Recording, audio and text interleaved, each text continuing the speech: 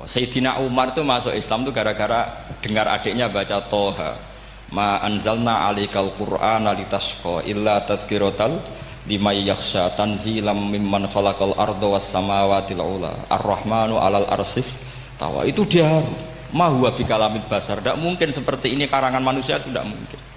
Akhirnya dia Islam.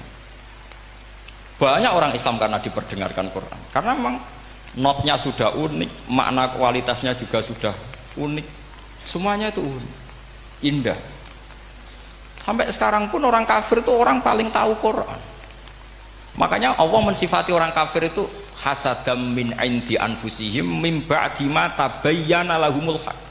Sekarang sama saya tanya, orang sing tabayyana lahumul haq itu orang paham apa orang tidak paham? Mereka orang kafir itu mengingkari Quran, padahal min ba'di ma tabayyana lahumul haq, setelah kebenaran nyata bagi mereka.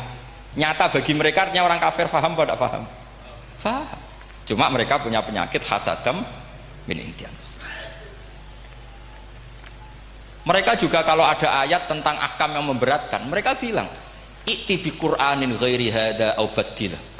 Muhammad harusnya jangan tema itu yang diangkat, kok cari Quran yang lain yang enggak tema itu. Mereka sampai memilih tema itu karena paham apa karena tidak paham? Karena paham.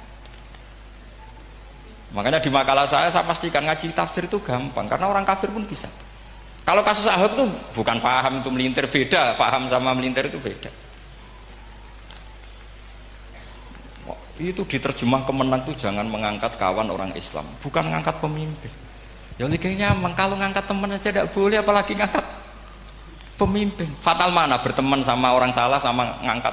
Saman kancanan maling ini saya apik nak menawa nang andani. Terus ngangkat, "Hei maling ke pimpinanku." Parah mana? Parah mana? Artinya sama saja ketika diterjemah jangan ngangkat teman. Sebetulnya ngangkat pemimpin lebih fatal. Itu kan mafhum awlawiyah, itu kan normal saja. Itu di Quran biasa, misalnya innalladzina ya'kuluna amwalal yatama dzulman, orang yang makan hartanya anak yatim secara zalim. Kamu bilang, "Gus, saya tidak makan kok, sepeda motornya tak gasap, tak jual." Yang diharamkan kan makan. Wah, ya sarap kalau gitu. Maknanya begini, memakan harta anak yatim artinya ifsad. Ifsad itu merusak. Nak ngono ikhraq, membakar atau mencuri sama dengan makan, bal asad, malah kan lebih apa? Lebih apa?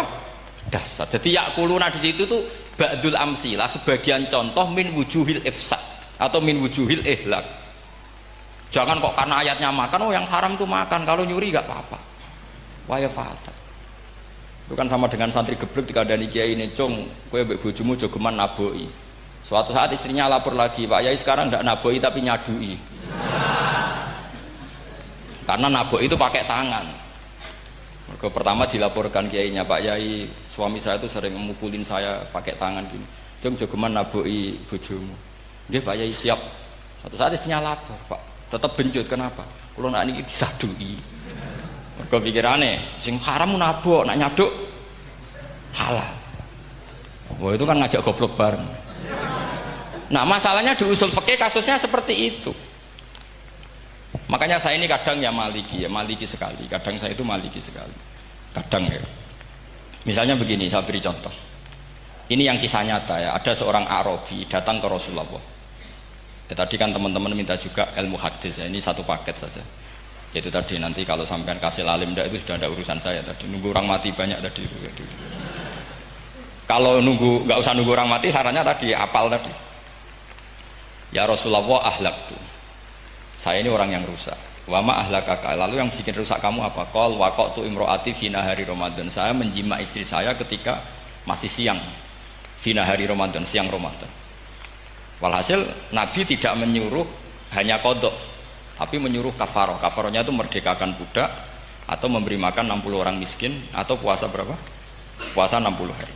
Atau urut merdekakan budak atau puasa 60 hari atau memberi makan sitina miskin. Oke, kita sepakat ya, hadis itu sahih dan diulang-ulang oleh ashabus sunan. Oke, riwayatnya agak masalah. Sekarang kita analisis maknanya. Sekarang sampean saya tanya, Kalau Anda misalnya sekarang jam berapa ini? Misalnya sekarang jam 9 kurang seperempat Ramadan, terus Anda rokok atau Anda ngopi, kepengen ngopi terus ngopi tanpa udzurun syar'iyyin. Anda hanya wajib qadha apa bayar kafarah? Enggak, sampean jawab. Rata-rata kiai kita, oh mau wajib qadha Gus karena gak jima. Sing seru kafarah itu nak jima. Kan ngombe kopi be jima beda. Pertanyaannya tuh lucu, ini naik secara fikih masalahnya begini. Jima bojo itu tidak zina, berarti dengan makan bedanya apa? Sama kan, sama-sama amrun mubah, sesuatu yang boleh. Kenapa hukumannya berat? Makanya kata Imam Malik, ndak itu nilainya adalah hadku hurmati Ramadan bi ghairi udhrin syar'iyyin. Makanya kata Imam Malik, siapapun yang makan fina hari Ramadan, iftar apapun fina hari Ramadan bi ghairi udhrin syar'iyyin, maka hukumnya sama dengan jima fina hari Ramadan, karena sama-sama ihlak ifsad hurmata Ramadan bi ghairi udhrin syar'iyyin. Loh ndak, ini ilmiah. Kamu ndak harus cocok, tapi otak kamu harus percaya. Loh iya kan, beda kan. Saya secara nafsu ndak cocok, cek berarti. Tapi ilmiah saya setuju. Kalau kiai ngandani itu kan pasti pakai badul amsilah, kan nggak mungkin semua contoh disebut. Jong penak melaku jogeman delok wedok iku mari setan. Mboten delok Mbah, nyekel lho malah parah to. Ndak bisa. Makanya ini masalahnya lafat. Ini kembali ke Imam Syafi'i, bilisanin arabiyyim mubin. Ketika seorang kiai bilang cung jogeman delok cah wedok adalah mengungkapkan al-muharramat. Bukan mentaksis yang haram, itu hanya melihat. Saya ulang lagi ya, ketika seorang kiai bilang cung jogeman delok wedok sing haram, itu semangatnya adalah melawan keharaman, bukan mentaksis yang haram hanya delok. Itu di Quran normal semua, di semua lugat ya biasa. Itu kan sama seperti misalnya seorang bang ngasih uang cucunya, cung tak kayak duit 100.000, cung gue tuku es. Terus kue mendingan, nak ragu tuku es haram iki kan ngongkone tuku es. Lah kepen putumu mati kan nyeben 100.000 gue tuku es. Ya mulai dulu istilahnya nak bange ke ibu tuh cung 100.000 gue tuku es. Cara wong kuno. Nah, maksudnya gue pokoknya umumnya cah cilik senane es cuma nyebut. Ya sudah seperti itu. Sama seperti Quran menghentikan begini. Ini memang salate yang fikih dulu, yang pokok-pokok. Di antara yang enggak boleh dikawin adalah wa antasma'u bainal ukhtaini illa ma qad salah. Kamu enggak boleh menikahi Sri dan Zainab, kakak beradik. Sudah sepakat nggih? Fi nikahin wahid enggak boleh al jam'u bainal ukhtain. Jadi mbaknya kamu kawin, adiknya kamu kawin fi nikahin wahid. Tapi nak ngeduni boleh, berarti kan dengan waktu yang berbeda. Quran hanya menyebut itu. Kemudian Rasulullah zaman Sugeng itu hanya nambahi wala binal mar'ati wa ammatiha wala binal mar'ati wa kholatiha, juga gak boleh menikahi ponaan plus buliknya, baik bulik dari bapak yaitu ammah maupun bulik dari ibu disebut apa? Kholah. Kemudian ulama fikih merasa ada yang kurang, ditambahi lagi dua perempuan yang andekan yang satu itu lelaki kok haram nikah, berarti haram jam'u fi nikahin wahid. Misalnya cucu rabibahnya boleh enggak? Enggak boleh kan? Berarti kalau sampai mengumpulkan cucu dan mbahnya fi nikahin wahid juga enggak. Tapi orang yang waras itu tidak akan nyalahkan Quran ketika tidak lengkap. Wa antasma'u bainal ukhtain ila ma qad salah, ini tidak lengkap. Yang haram kan tidak hanya jam'u bainal ukhtain, termasuk mengumpulkan cucu dan mbahnya. Karena Quran nggak mau dengan logika tidak waras, itu tidak mau.